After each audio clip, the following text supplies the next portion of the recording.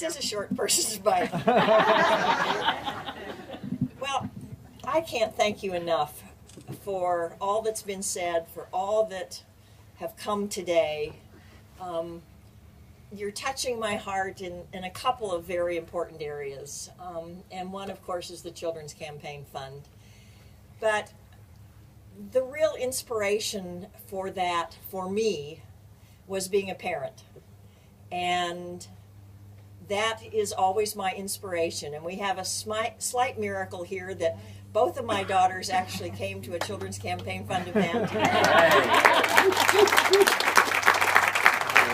I hope you've had a chance to meet them. I've told people that I've donated one of them to the board. and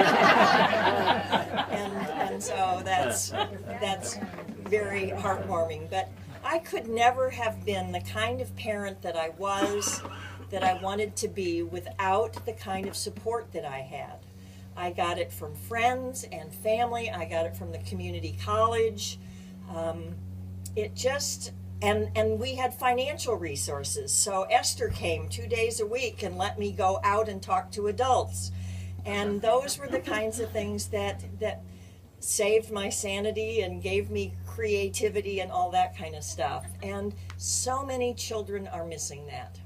And it's what the Children's Campaign Fund pushes and lobbies for and supports candidates for. And I know I'm a drudge about kids in foster care and children of incarcerated parents, but a lot of advocacy groups, the Children's Alliance and numerous others, have talked so much about early brain development that legislators all now get that.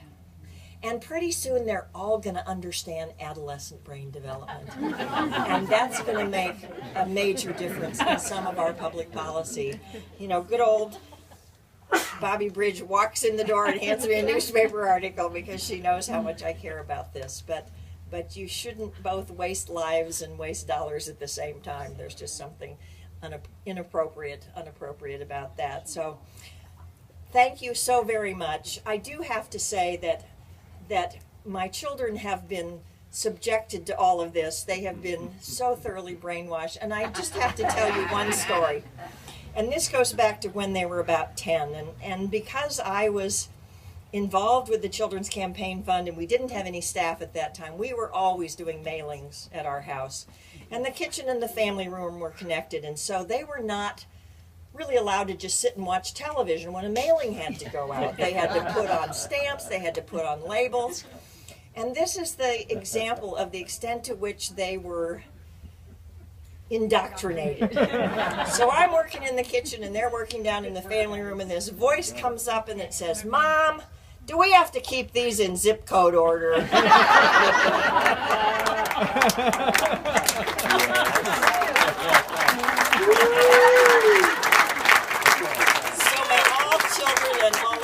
Continue to work on these issues, and thank you again so much. This is an organization that I hope you will all continue to give your support to, and I hope we all continue to cross paths. Thank you.